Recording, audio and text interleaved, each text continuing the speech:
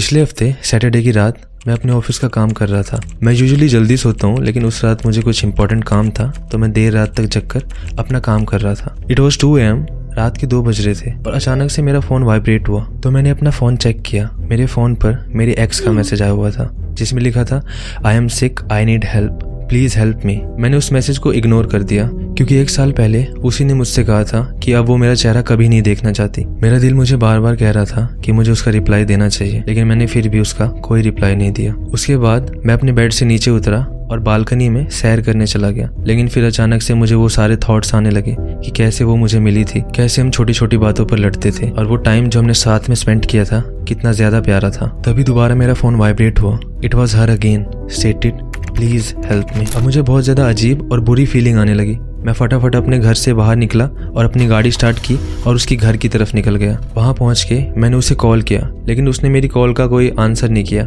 मैंने उसे बार बार कॉल किया, लेकिन उसने एक बार भी मेरी कॉल का आंसर नहीं किया। फिर अचानक से मुझे उसके घर के अंदर से उसकी आवाज़ें आई। मैंने उसकी आवाज़ को फॉलो करना शुरू किया। मैं उसकी आवाज़ को फॉलो करते करते उसके मेन गेट तक पहुंच गया और उसका मेन गेट पहले से ही खुला हुआ था। मैं वहाँ थोड़ी देर रुक गया और मैंने उसकी आवाज़ पर कॉन्सेंट्रेट किया because it was the only way to reach her out. उसकी आवाज़ फॉलो करते करते मैं उसके बेडरूम तक पहुंच गया। अब उसकी आवाज़ और भी ज़्यादा तेज हो गई थी। मैंने उसका नाम चिल्लाया और दरवाजे पर नॉक किया। उसने दरवाज़ा खोला but the room was dark as hell. इतने अंधेरी की वजह से मुझे वहाँ कुछ भी दिखाई नहीं दे रहा था। मैंने जैसे तैसे करके इधर उधर से लाइट्स की स्विच ढूंढी और लाइट्स ऑन करी, बट स्ट्रेंज बात ये थी कि मेरे अलावा वहाँ मुझे कोई और दिखाई ही नहीं दिया। अचानक से पीछे से मुझे किसी ने धक्का मारा। मैं पीछे मुड़ा, मुझे बहुत धुंधला धुंधला दिखने लगा। मैंने अपनी आंखें रब करी और मैंने देखा कि मेरे सामने मैं खुद ही खड़ा हूँ। It was me, myself और perhaps my doppelganger. I was so shocked. फिर मेरी एक्स ने मेरे डॉपलरगैंगर का हाथ पकड़ा और उसने मेरी तरफ उंगली पॉइंट करके कहा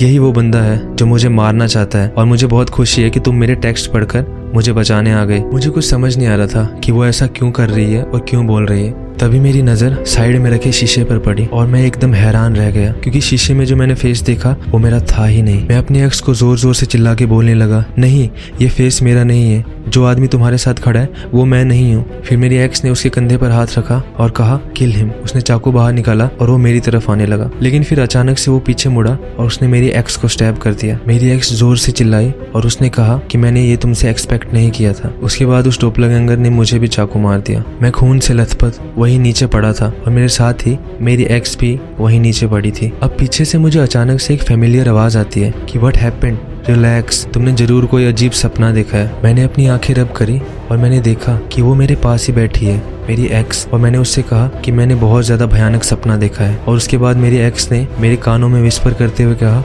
it's okay, you can sleep again. और फिर मैं दोबारा सो गया। सोने की कुछ देर बाद मुझे फिर एक फेमिलियर आवाज आई, लेकिन इस बार ये आवाज मेरे रूम के बाहर से आ रही थी और ये मेरी मम्मी की आवाज थी और वो कह रही थी कि इतनी रात को तुम किससे बात कर रहे हो, जल्दी से लाइट्स ऑफ करके सो जाओ। उस वक्त मुझे कुछ भी समझ नहीं आ रहा था। मुझे लगा कि ऑफिस की टेंशन के कारण मुझे ये सब इल्यूजन्स हो रहे हैं, लेकिन फिर मैं काफी ज्यादा थका हुआ था तो मैंने इसके बारे में ज्यादा ना सोचते हुए मैं दोबारा से सो गया। फिर कुछ देर बाद अचानक से मेरा फोन वाइब्रेट हुआ और मैंने देखा कि उस पर एक मैसेज आया हुआ था जिसमें लिखा था I am sick, I need help, please help me, and it was 2 AM again.